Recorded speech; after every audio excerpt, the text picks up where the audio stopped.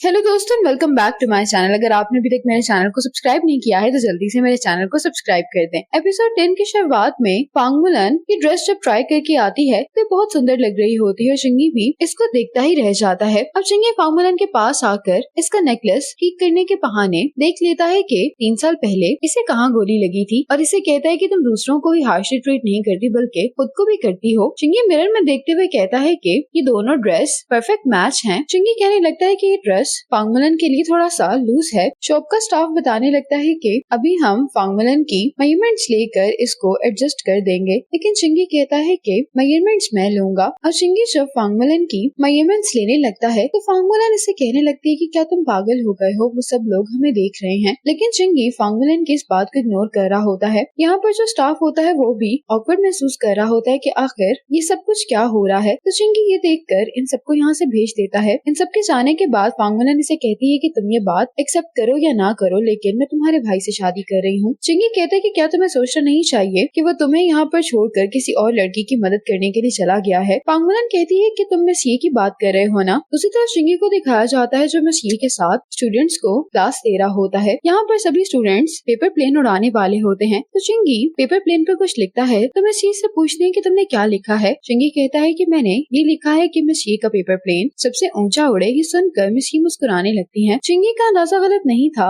शिंगी और मिस ये वाकई में एक दूसरे को पसंद करते हैं। फांगमुलन कहती है कि मैं इस बारे में जानती हूँ, लेकिन तुम्हारी जैसी फैमिलीज में शादी बेनिफिट के लिए की जाती है, फीलिंग्स के बारे में कोई भी नहीं सोचता। इस बारे में तुमसे बेहतर और कौन जान सकता है। शिंगी कहता है कि जिन लोगों का कोई हिडन एजेंडा होता है वही लोग वो चीजें बर्दाश्त कर सकते हैं जो आम लोग नहीं करते। ये सुनने के बाद फांगमुलन जब यहाँ से जाने लगती है तो शिंगी इसको रोकता है और इससे कहता है कि तो इस बार तुम मेरे भाई का इस्तेमाल करने वाली जैसे तुमने 3 साल पहले मेरा किया था। ये सुनकर फांगमुलन मुस्कुराने लगती कहती है कि तुम प्रिटेंड तो करते हो कि तुम्हें किसी की परवाह नहीं है, लेकिन तुम अपने भाई की बहुत केयर करते हो। तो शिंगी कहता है कि हाँ, मैं नहीं चाहता कि तुम मेरे भाई को भी उसी तरह से ट्रीट करो जिस तरह से तुमने मुझे किया था। फांगमुलन कहती है कि मैं तुम्हारे भाई को कैसे ट्रीट करूंगी। ये शिंगी का हाथ पकड़ते हुए ऐसा कहती है। शिंगी कहता है कि मुझे तुम्हारी सारी मेजरमेंट्स याद है, इसलिए मैं ये मेजरमेंट्स देने के लिए जा रहा हूँ। लेकिन फांगमुलन कहती है कि तुम्हारे भाई की मेजरमेंट्स अभी भी हमारे पास नहीं है। मुझे नहीं लगता कि ये सूट तुम्हारे भाई को पूरा आएगा। शिंगी गुस्से में जाते हुए फांगमुलन से बस यही कहता है कि तुम मेरे भाई से दूर रहो। दूसरी तरफ शिंगी मिस ये को सी ऑफ करने के लिए आया होता है। मिस ये से पूछते हैं कि क्या तुम्हारी शादी की डेट फिक्स हो गई है। तो शिंगी कहता है कि हाँ। मिस ये कहती है कि हमने न्यू ईयर पर जो विश मांगी थी वो पूरी हो गई है। एविएशन स्कूल को फिर से रिकॉग्निशन मिल गई और मैंने अपने पहले बैच को ट्रेन कर दिया है। ये से आज के लिए थैंक्स बोलकर चली जाती है। मिस ये को जाता हुआ देख कर शिंगी अपसेट दिखाई दे रहा होता है। अगले दिन लीपो से मैडम मोरोंग के पास आके कहता है कि मेरे डैड ने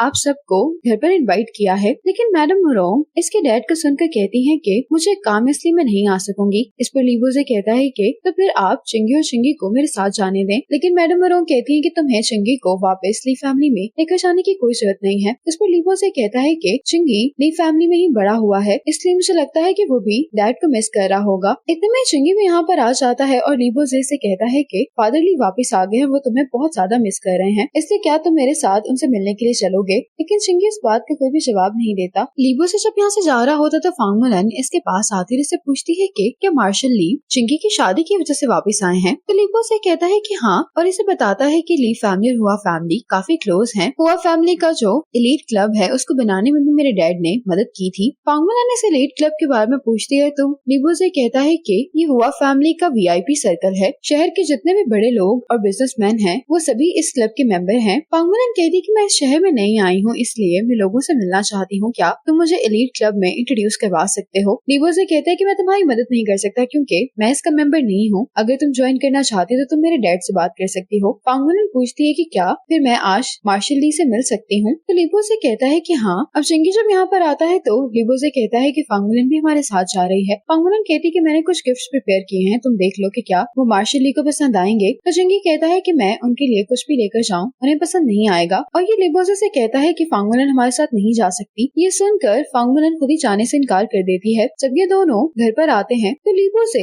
शिंगी से कहता है कि इस पेड़ के बारे में मैंने अपने डैड से पूछा था तो उन्होंने मुझे बताया कि बचपन में तुमने लगाया था। लेकिन इसको देखकर शिंगी को अपने बचपन का जो फ्लैशबैक आता है उसमें ये बहुत डरा हुआ दिखाई दे रहा होता है। अब मार्शल ली जब यहाँ पर आ जाते हैं तो लीबो से मार्शल ली के साथ वाली चेयर पर शिंगी को बैठने के लिए कह रहा होता है, लेकिन शिंगी खुद ही पीछे जाकर बैठ जाता है। ये देखकर मार्शल ली कहते हैं कि कम से कम तुम्हें ये पता है कि तुम्हें कहाँ पर बैठना है। लीबो से कहता है कि लगता है कि आज आप और शिंगी बहुत बातें करने वाले हैं क्योंकि आप बहुत टाइम बाद मिल रहे हैं। लेकिन मार्शल ली कहते हैं कि तुम ये बात याद रखो कि सिर्फ तुम मेरे बेटे हो। मैंने शिंगी को सिर्फ ये पूछने के लिए बताया है कि ये विंशन से कब शादी कर रहा है। शिंगी कहता है कि इस बात से आपका क्या लेना देना है। तो मार्शल ली कहते हैं कि मेरी आर्मी के पास सप्लाई कम है, इसलिए मैं चाहता हूँ कि हुआ फैमिली डॉरी के तौर पर कुछ सप्लाई हमारी फैमिली को दे दें। शिंगी कहता है कि मेरी शादी के बदले में बेनिफिट सिर्फ मोरोंग फैमिली ले सकती है। इस बात पर मार्शल ली को गुस्सा आ जाता तो लीबो से कहता है कि हमें खाना खा लेना चाहिए। अब जब खाना आता है तो शिंगी के सामने कच्चा गोश्त रखा होता है। इसे देखकर शिंगी ट्रॉमेटाइज हो जाता है क्योंकि बचपन में भी मार्शल ली इसे खाने के लिए फोर्स किया करते थे। मार्शल ली इसको ये कहकर खाने के लिए फोर्स कर रहे होते हैं कि लगता है कि तुम्हें मैंने जो कुछ भी सिखाया था वो तुम भूल गए हो, लगता है कि तुम्हें फिर से सब कुछ सिखाना पड़ेगा। शिंगी बहुत हिम्मत करके इसको खाने वाला होता है, लेकिन इतने में ही पांगमुलन यहाँ पर आ जाती है और इसे ये खाने से रोक देती है और इन्हें बताने लगती है कि शिंगी अपने साथ गिफ्ट्स लेकर जाना भूल गया था, इसलिए मैं वही लेकर आई हूँ। पांगमुलन कहती है कि आप किसी और के बेटे को ऐसे लेक्चर दे रहे हैं जैसे वो आपका अपना बेटा हो। लीबो से इसको बताने लगता है कि मैं और शिंगी अपने बर्थ के टाइम पर स्विच हो गए थे और हम अपनी फैमिलीज के पास तब लौटे थे जब हम 12 साल के थे, इसलिए आपको ये नहीं कहना चाहिए। मार्शल ली कहते हैं कि मैंने इसको पाला है, इसलिए तुम्हें क्या लगता है कि इसको डिसिप्लिन करने का राइट मेरे पास नहीं है। पांगमुलन ये सुनकर इनसे सॉरी करती है तो मार्शल ली कहते हैं कि एक आउटसाइडर मुझसे इस तरह से कैसे बात कर सकता है। पांगमुलन कहती है कि मेरा और आपका स्टेटस में कोई मुकाबला नहीं है, लेकिन मैं चिंगी की सिस्टर इन लॉ हूँ, इसलिए उसे प्रोटेक्ट करना मेरा फर्ज है। मार्शल ली चिंगी को स्टडी रूम में बुलाते हैं कि मुझे तुमसे कुछ पूछना है। चिंगी जब यहाँ से जाने लगता है तो पांगमुलन कहती है कि तुम मोरोंग हो, तुम्हें इनके ऑर्डर्स मानने की कोई जरूरत नहीं है। तो चिंगी कहता है कि तुम्हें सब में पढ़ने की कोई जरूरत नहीं है। ये कहने के बाद यहाँ से चला जाता है। दूसरी तरफ लीबो से बहुत ज्यादा हैरान होता है और ये पांगमुलन से कहता है कि अपने डैड से दूर रहने के बावजूद भी मैंने हमेशा अपने लिए उनके प्यार को महसूस किया है, लेकिन मुझे नहीं मालूम था कि चिंगी और डैड का रिलेशनशिप इतना खराब होगा। पांगमुलन लीबो से ली फैमिली की मॉम के बारे में पूछती है। मार्शल ली चिंगी से पूछते हैं कि तुम्हारे हाथ पर क्या हुआ है। चिंगी कहता है कि जो आपने मेरे साथ किया है उसके मुकाबले में तो ये कुछ भी नहीं है। मार्शल ली चिंगी से कहते हैं कि मेरे पास तुम पर जाया करने के लिए ज्यादा वक्त नहीं है, इसलिए तुम जल्दी से पेंशन से शादी कर लो। लेकिन चिंगी कहता है कि आपको किसने कहा है कि मैं उससे शादी करने वाला हूँ। जिस पर मार्शल ली कहते हैं कि फिर क्या तुम नैनियन फैमिली में शादी करना चाहते हो। चिंगी इस बात का कोई जवाब नहीं देता। जिस पर मार्शल ली कहते हैं कि अगर तुम में अपनी पसंद की लड़की से शादी करने की हिम्मत नहीं है तो फिर मुझे ही कुछ करना पड़ेगा। ये सुनकर चिंगी गुस्सा हो जाता है, कहने लगता है कि आप क्या कह रहे हैं। मार्शल ली कहते हैं कि उसे चिंगी से छीन कर मुझे तुम्हारे लिए नई मदर लानी पड़ेगी। ये बात सुनकर चिंगी बहुत गुस्सा हो जाता है। जिस पर मार्शल ली इसे कंट्रोल करते हुए कहते हैं कि अपनी मॉम की पिक्चर को देखो, तुम वाकई में ही बेकार हो। अब चिंगी को बचपन का एक फ्लैशबैक आता है जिसमें इसकी मॉम इस पर बहुत गुस्सा कर रही होती है, लेकिन ये साथ ही साथ बहुत डरी भी हुई होती है। कहती है कि अगर हमने अच्छे से बिहेव नहीं किया तो मार्शल ली हमें यहाँ से निकाल देंगे। दूसरी तरफ लीबो से पांगमुलन को बताता है कि मेरी असली मदर की जल्दी ही डेथ हो गई थी, मैंने उनके साथ टाइम नहीं गुजारा, चिंगी ने गुजारा है। अब जैसे ही इन्हें कमरे से आवाज सुनाई देती है तो ये दोनों भागकर यहाँ पर आ जाते हैं। अब पांगमुलन यहाँ पर भी चिंगी को प्रोटेक्ट कर रही होती है। इसकी बातें सुनकर मार्शल ली जैसे ही आगे आने लगते हैं तो चिंगी पांगमुलन को पीछे करते हुए मार्शल ली से कहता है कि अगर आपने एक और कदम आगे बढ़ाया तो आपके साथ अच्छा नहीं होगा। ये सुनते ही मार्शल ली से गुस्से में यहाँ से जाने के लिए कहते हैं। चिंगी यहाँ से जाते हुए अपनी मोम की फोटो साथ लेकर जाता है। अब चिंगी यहाँ पर बैठकर मोम की फोटो को जलाने की कोशिश कर रहा होता है, लेकिन बारिश की वजह से फोटो नहीं जल रही होती। इतने में यहाँ पर पांगमुलन आ जाती है, कहने लगती है कि इन्होंने तुम्हें पाला है तो फिर तुम इनकी फोटो क्यों जला रहे हो। तो चिंगी कहता है क्योंकि मैं इनका असली बेटा नहीं हूँ। पांगमुलन पूछती है कि क्या ये तुम्हें अच्छे से ट्रीट किया करती थी। तो चिंगी कहता है कि नहीं, मार्शल ली मेरी वजह से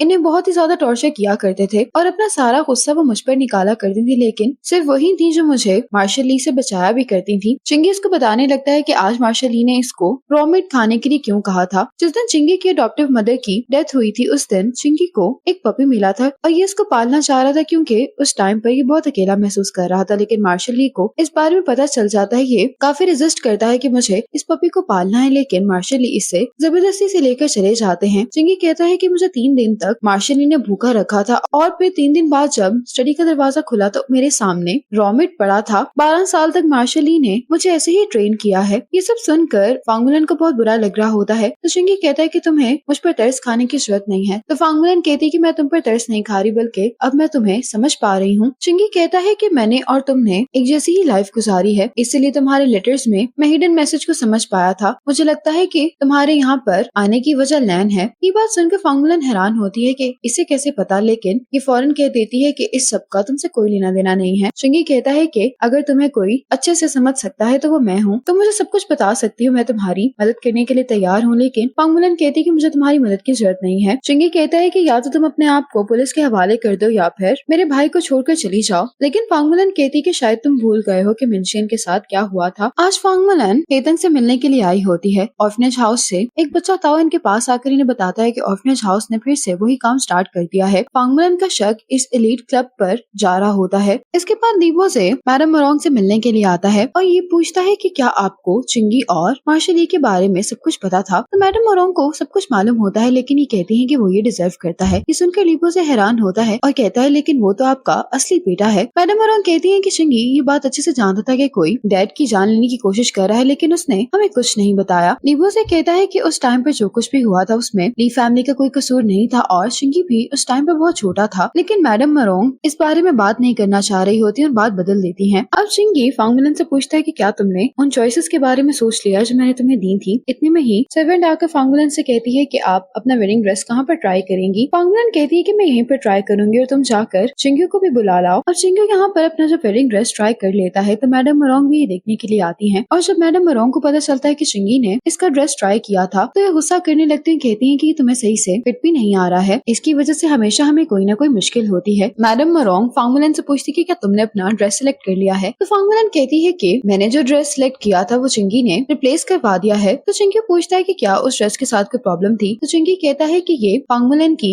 बूट लेकर वाइब को सूट नहीं करता। ये बात सुनकर चिंगी उसको तमीज से बात करने के लिए कहता है, लेकिन पांगमुलन कहने लगती है कि चिंगी हमसे जल रहा है क्योंकि हमारी शादी के बाद चिंगी की शादी की प्रिपरेशंस तो मैं ही करूंगी। चिंगी कहता है कि अफसोस की बात है कि चिंगियो इसे शादी कर रहा है लेकिन इसकी असलियत नहीं जानता। मैडम मरोंग कहती है कि तुम क्या कह रहे हो। चिंगी सबको बताने वाला होता है इसकी असलियत के बारे में, लेकिन यहाँ पर जानबूझकर पांगमुलन एक बैग नीचे फेंक देती है। इस बैग में पांगमुलन का वेडिंग ड्रेस होता है जिसे किसी ने फाड़ दिया होता है। यहाँ पर सब चिंगी पर ही शक कर रहे होते हैं, यहाँ तक कि चिंगी भी। और ये इसको कहता है कि तुम अपनी सिस्टर इन लॉ से भी माफी मांगोगे। चिंगी कहता है कि मैं माफी क्यों मांगू जब मैंने कुछ किया ही नहीं है। चिंगी कहता है कि मैंने खुद देखा है कि तुम कई बार पांगमुलन को टारगेट कर चुके हो, तुम अपना गुस्सा मासूम लोगों पर नहीं निकाल सकते। ये बात सुनकर चिंगी गुस्सा हो जाता है, कहता है कि हाँ सभी मासूम है सिवाय मेरे। ना तुमने 3 साल पहले मेरा यकीन किया था और ना तुम अब कर रहे हो। तुम तो मेरा बड़ा भाई होना भी डिजर्व नहीं करते। ये बात सुनकर मैडम मरोंग को गुस्सा आ जाता है, कहती है कि अगर चिंगी ना होता तो तुम्हें कभी भी मरोंग फैमिली में जगह नहीं मिलती। तो चिंगी कहता है कि क्या मरोंग फैमिली का हिस्सा होना कोई गर्व की बात है। इस बात पर मैडम मरोंग चिंगी के मुंह पर थप्पड़ मारती हैं और इसे यहाँ से जाने के लिए कह देती हैं। चिंगी कुछ कहे बगैर उससे में यहाँ से चला जाता है, लेकिन ये देखकर पांगमुलन को अच्छा नहीं लग रहा होता कि इसकी वजह से चिंगी के साथ ये सब कुछ हो रहा है। आज मार्शल ली एविडेंस के साथ मरोंग फैमिली से मिलने के लिए आते हैं। इस फाइल में उन सब चीजों का प्रूफ होता है जो हुआ फैमिली ने जेल में चिंगी के साथ किया होता है। ये देखकर चिंगी शॉक हो जाता है कि चिंगी के साथ ये सब किया गया है। मार्शल ने भी मरोंग फैमिली को ब्लेम कर रहे होते हैं कि तुम लोगों ने चिंगी के साथ ये सब कुछ कैसे होने दिया। लेकिन मैडम मरोंग कहती है कि हुआ फैमिली का ऐसा करना मैं समझ सकती हूँ क्योंकि उन्हें चिंगी पर गुस्सा था। मार्शल ये कहते हैं कि ये सब कुछ देखने के बाद भी तुम लोग चिंगी की शादी हुआ फैमिली में कैसे कर सकते हो। चिंगी को अब समझ में आ रहा होता है कि चिंगी इतनी मीन बातें इससे क्यों करता है। ये गुस्से में यहाँ से चला जाता है। मैडम मरोंग मार्शल ली से पूछती है कि आप क्या चाहते हैं। तो मार्शल ली कहते हैं कि अगर इस बारे में तुमको पता चल गया तो मेरी रेपुटेशन खराब हो जाएगी कि कोई भी ली फैमिली के मेंबर के साथ ऐसा कर सकता है। कंपनसेट करने के लिए तुम लोग मुझे बुलेट्स के 200 बॉक्सेस भेजोगे। मैडम मरोंग कहती है कि इस वजह से तुम्हें मैं ब्लैकमेल नहीं कर सकते। ये मार्शल ली को यहाँ से जाने के लिए कहती हैं। तो मार्शल ली कहते हैं कि अगर कल न्यूज में ये खबर छप गई कि मरोंग फैमिली ने अपने छोटे बेटे की शादी अपने दुश्मनों से सिर्फ इसलिए की है ताकि अपने बड़े बेटे के लिए उन्हें कुछ प्लेन्स मिल सके। दूसरी तरफ हेतंग ने रेंशन ऑर्फनेज की हर मूव पर नजर रखी होती है। यहाँ पर फिर से एक बार फिर हेतंग की मुलाकात लिबोसे से हो जाती है। लिबोसे से पूछ रहा होता है कि तुम यहाँ पर क्या कर रही हो। हेतंग कहती है कि ये सवाल तो मैं तुमसे भी पूछ सकती हूँ। लिबोसे कहता है कि मैं तो यहाँ पर केस की इन्वेस्टिगेशन के लिए आया हूँ। क्या तुम्हें मालूम है कि ग्रैनी सन कहाँ पर गायब हो गई है। हेतंग कहती है कि मुझे इस बारे में कुछ नहीं पता। यहाँ से जाते हुए हेतंग लिबोसे से कहती है कि मैं तुम्हें एक एडवाइस दूंगी कि तुम्हें ये काम छोड़कर वो काम करना चाहिए जो कि तुम्हारी जैसी फैमिली को सूट करता है, क्योंकि तुम जैसे प्रिविलेज में बड़े होने वाले लोगों को दूसरे लोगों के दर्द के बारे में कुछ नहीं मालूम। दूसरों के दर्द को चिंगी तुमसे ज्यादा बेहतर तरीके से समझ सकता है। ये कहने के बाद हेतंग यहाँ से चली जाती है। दूसरी तरफ चिंगी कहीं पर गायब हो गया होता है। इसके सिस्टर ने उसे हर जगह ढूंढने की कोशिश की होती है, लेकिन वो कहीं पर भी नहीं मिल रहा होता। पांगमुलन इनसे पूछती है कि मैं एलीट क्लब को कैसे ज्वाइन कर सकती हूँ और वो किस किस्म की ऑर्गेनाइजेशन है। मार्शल ली इनडायरेक्टली पांगमुलन को इस बारे में हिंट दे देते हैं और इसी मोमेंट पर ये पार्ट खत्म हो जाता है।